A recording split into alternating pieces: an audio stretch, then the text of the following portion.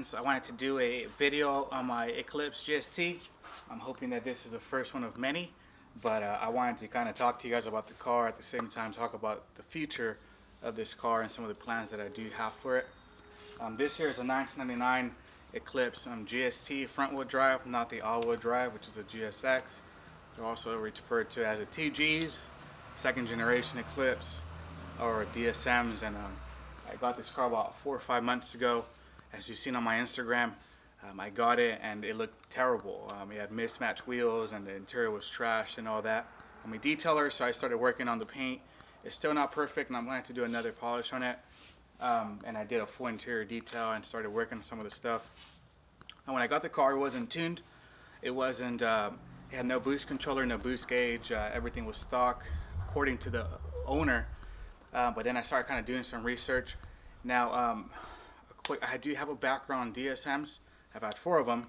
My first one was a rather young guy, and I had a 1995 Eclipse non-turbo, which was a GS. And then I quickly found out that that wasn't the one that you want, and I sold it. And then after a while, I ended up getting I got a 97 or 98 Eclipse Spider GST, which was a drop top. It leaked terribly, so it wasn't all that great. And then I ended up purchasing a 1997 Eclipse GST, which was by far my favorite, and I had it for a while. And then recently, I kind of grew up. I've owned different cars, and finally, I think the last time I owned a GST was when I was about 22. I'm 28 now, so I'm a little bit more settled, and I ended up buying a project, and of course, I ended up buying an Eclipse GST as my project car.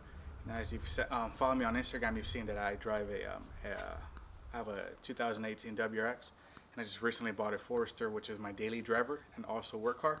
So this is my garage queen now. It's a pretty big difference now because well, before obviously it was my daily, and Eclipse, if you don't take care of them, or Mitsubishis I think in general, they'll leave you on the road.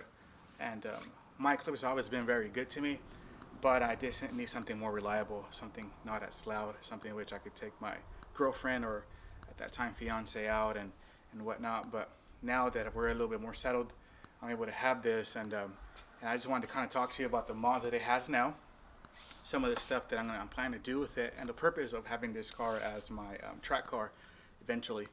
And I'm hoping that you're able to kind of follow me. If you're into Eclipses or GSTs or Mitsubishis, I think you'll definitely find a lot of satisfaction just kind of watching and following me on my build on my 2G Eclipse GST. So when I got the car, it had mismatched wheels. It had an 18-inch donut, actually. It was kind of funny. And they had other chrome, nasty 18-inch wheels that I absolutely hate. I couldn't see the car. One of my friends was able to help me out with these stockies, GST stockies, and I actually like them a lot. So they were a big blessing for me. But as far as the engine, I bought it, and the guy told me it was a stock turbo. I looked under, popped the intake out, and then I started looking at the serial numbers, and it ended up being an Evo 16G, which is a great turbo to be able to build or be able to build around. And ended up looking a little bit more, saw that it had a thermal R&D exhaust, which is a pretty good and expensive exhaust. I'm like, okay, great, that's a great mod. And then I started looking a little bit more. I saw that it had some slotted, drilled-in slotted rotors, EBC brakes, and it had great stopping power. So I'm like, that's a great mod. It had just done some suspension work to it, as far as I believe it was ball joints. And I started looking a little bit more, kind of figuring out what it was. I saw that there was a bunch of oil leaks, obviously. Valve cover gasket needs to be replaced. Oil pan gasket, oil drain gasket needs to be replaced. Even now. But I saw that it was a great platform. So what I did is I purchased a boost controller and a manual boost controller, and I ended up buying a boost gauge, so I'm able to monitor how much the car was boosting, because at that time we were getting a lot of fuel cut, and it'd go up to 18, 19 pounds, and it was obviously getting a fuel cut. So I was able to monitor that, and that was my very first mod. So I ended up buying a Hallman boost controller, which is an absolute reputable boost controller. And I left it there for a while. And obviously, right now, my wife and I were about to have a baby, so we put everything on pause. And And recently, a couple of my DSM friends were able to help me out with some parts, and Tony was more than willing to give me some injectors, a AFC, and a fuel pump. And then we started building, since we already had an Evo 3 6G turbo. And the cool thing about that is that a lot of people get into these cars, and it's because it's a turbo and it's because it's affordable. But these cars will treat you real bad if you don't know what you're doing. So I learned a lot from the very beginning of my my younger years, and I had a lot of good friends that were able to help me.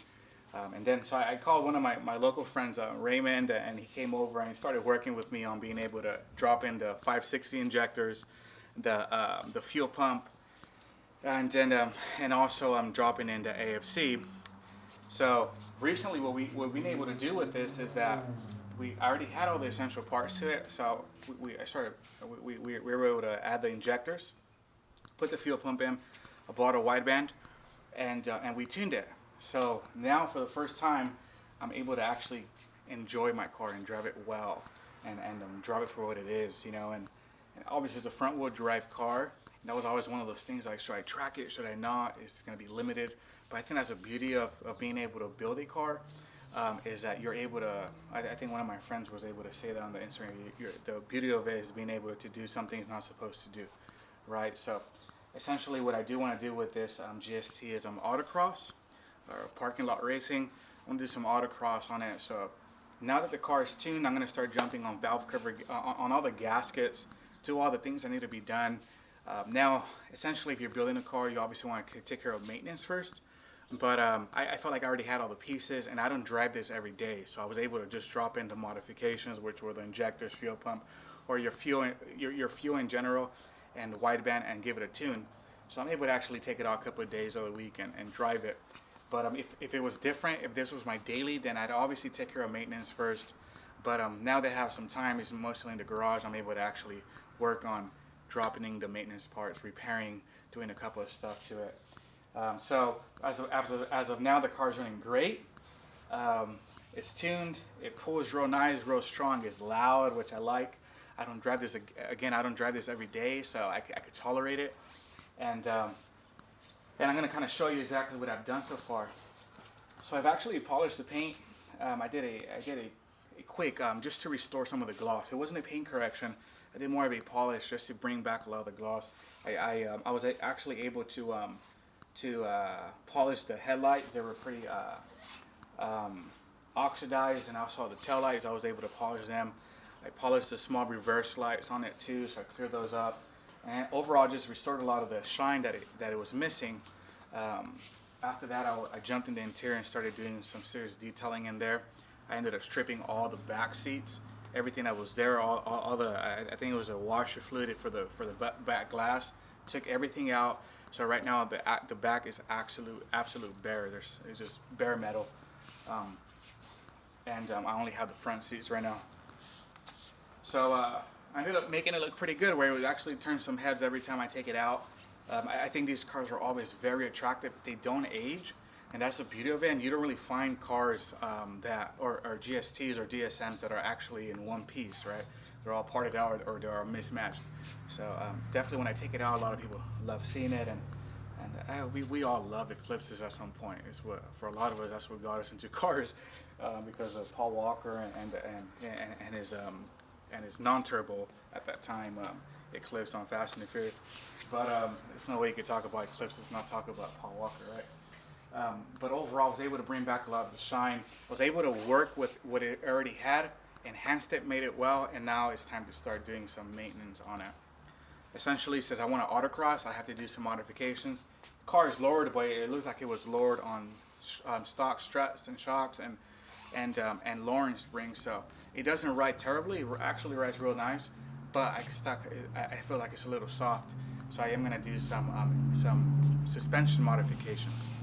I think one of the cool things about building a car, and as you grow up and you mature, is that you're not going to have the fastest car or the fastest car on a straight line, right? And that's not exactly what I want to do with this one, but that you're able to enjoy the car for what it is. And that's what I want to be able to do with this one, is that if I know I'm building an autocross car, I'm not going to build an 800 horsepower car that's going to go down a straight line, because I'll do terrible with with intention that I have it for.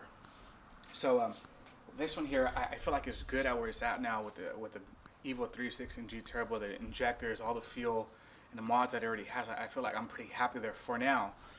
Now it's time to go on to suspension work, making sure everything's working like it should, making sure I'm able to get the most out of and I think a lot of times being able to help even with the weakness of being a front wheel drive car, being able to work around that and making it better for what it is.